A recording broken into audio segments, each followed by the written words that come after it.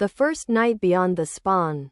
When the world first came into being, it did not announce itself with trumpets or prophecy. It arrived with wind. A sharp wind bent the grass in long green waves beneath a sky too blue to be real. The sun hovered high and square, casting clean shadows across rolling hills and scattered oak trees. A river cut through the land like a ribbon of polished glass. Everything looked simple. Everything looked peaceful. And in the middle of that quiet stood a boy named Rowan Hale. He didn't remember arriving. One moment there had been darkness, the next he stood barefoot on a patch of grass blocks, blinking at the horizon. His clothes were plain, brown. Tunic, dark trousers, and in his hand he held nothing but confusion. He turned slowly. To the north, mountains capped with snow, jagged and proud. To the south, endless plains. To the east, a forest thick with shadow. To the west, the river, curving out of sight. Rowan inhaled. The air smelled like rain and leaves and something ancient. Above him, the sun drifted lower. And something in his bones whispered, "Move." Day 1, the first tree. Rowan approached the nearest oak tree with caution, circling it as if expecting it to grow teeth.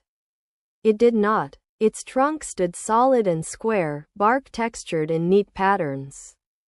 He touched it. The moment his knuckles brushed the wood, an instinct sparked inside him, knowledge without memory. Punch it.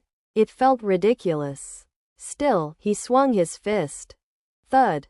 The tree didn't splinter, didn't crack. It simply trembled. Rowan hit it again. And again. Each strike made a faint hollow sound. The bark began to fracture in spiderweb lines. Then, with a soft pop, the entire block of wood detached and hovered briefly before slipping into his hand, transformed into a neat cube of oak logs. Rowan stared at it. "All right," he muttered. "That's not normal." But he felt the knowledge again. He crouched and placed the log down. It became solid once more, seamlessly part of the earth. He broke it again. The cube returned. Experiment complete. He harvested several more logs until the leaves above began to decay and saplings dropped like quiet gifts. As the sun sank further, another whisper reached him, "Craft." Without knowing how he knew, Rowan arranged planks in a square on the ground. They fused into a crafting table, a wooden block etched with tools and patterns. His hands moved with purpose now.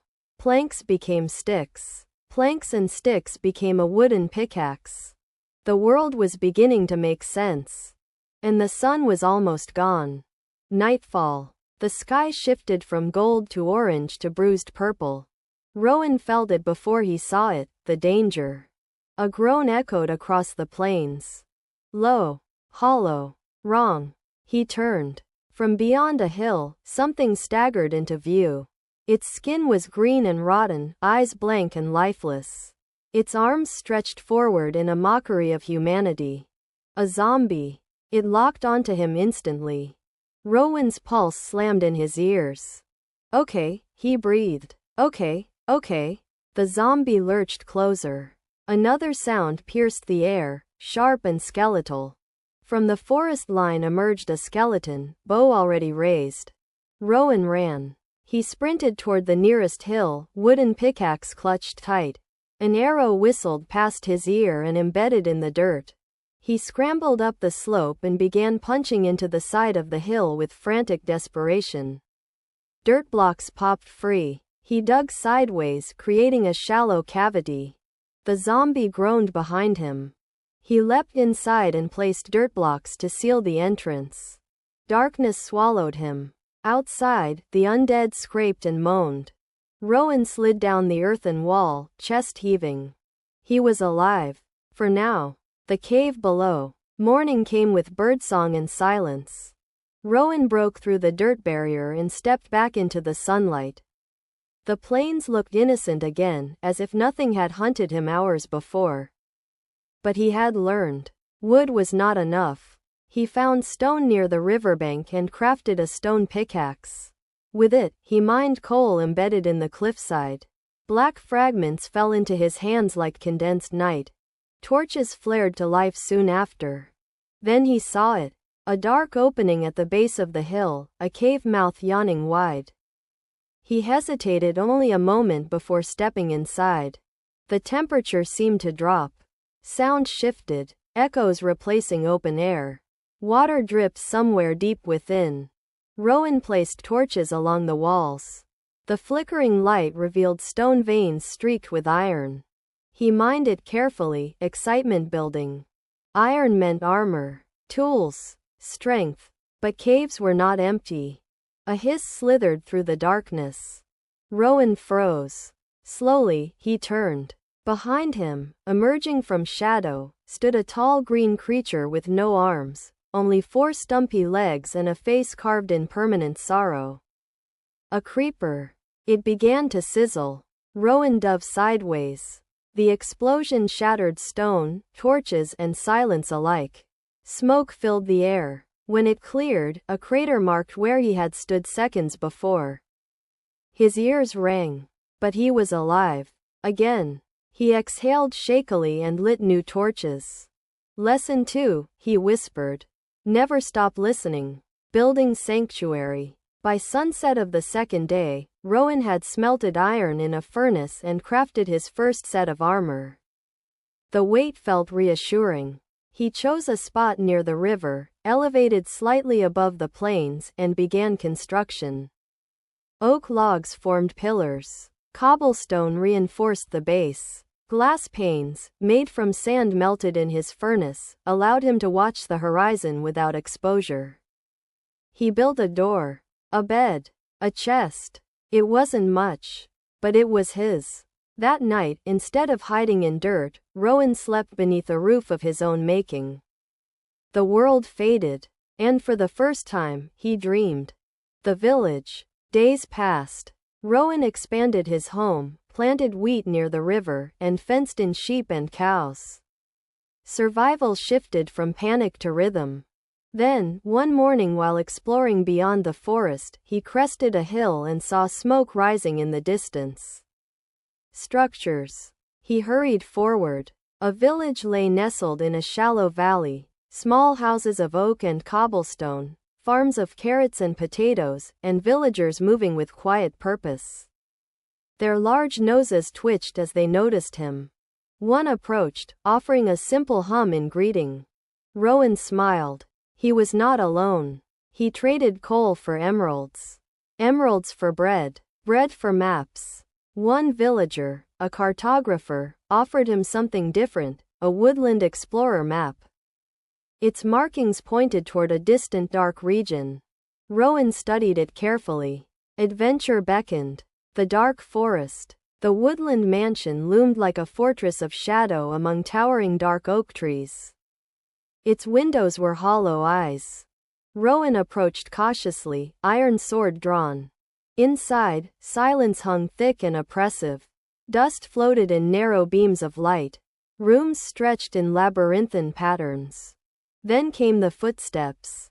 An illager rounded the corner, gray-skinned, eyes burning with malice, axe raised. Rowan blocked just in time. The battle was brutal and close. The illager struck with strength beyond a zombie's mindless swipes. Rowan retaliated, iron clashing against enchanted steel. When the enemy fell, Rowan barely had time to breathe before another charged. And another. The mansion was not empty. In a hidden room, he found a chest containing a strange object, a totem of undying. It pulsed faintly in his hand. A promise. He slipped it into his inventory and pressed deeper.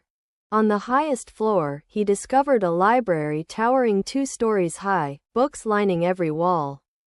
Knowledge slept here. He gathered volumes, sensing that the world held more secrets than survival alone. And somewhere beyond wood and stone, something greater waited. The Nether portal. Back home, Rowan began studying the obsidian he had mined from a ruined portal near the plains. He completed the frame with careful precision. 4 blocks wide, 5 blocks tall. He hesitated only a second before striking flint to steel. Purple energy roared to life inside the frame. The air hummed. Rowan stepped through. Hellfire. Heat assaulted him instantly. The Nether was a realm of lava oceans, jagged basalt deltas, and crimson forests dripping with twisted vines. The sky was a suffocating red. Ghasts wailed in the distance, massive floating creatures with tear-streaked faces that launched explosive fireballs. Rowan barely avoided the first blast, ducking behind Blackstone. He navigated carefully, bridging across lava lakes with cobblestone. Piglins, gold-loving humanoids, watched him warily. Remembering instinct, he donned a piece of gold armor, and their hostility faded to suspicion.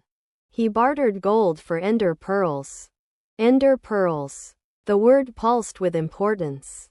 In a nether fortress, he fought blazes, fiery rods that hovered above the ground, launching spirals of flame. Their blaze rods became blaze powder. Combined with ender pearls, they formed eyes of ender. When thrown, they drifted in a direction before shattering. They were pointing somewhere. Home was no longer enough. The stronghold. Following the eyes across forests, oceans, and deserts, Rowan eventually stood above a patch of seemingly ordinary ground. The final eye hovered in place and dropped straight down.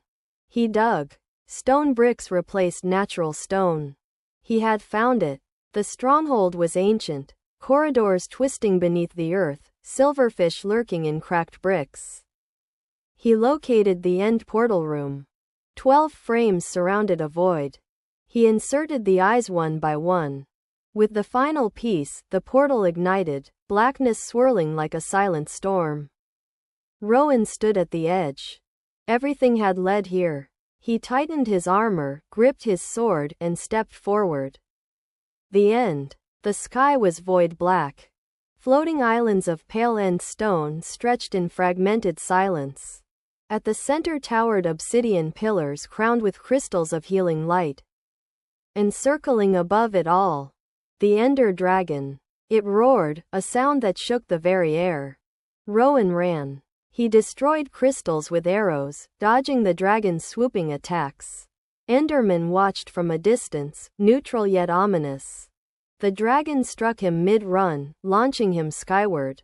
For a moment he thought it was over.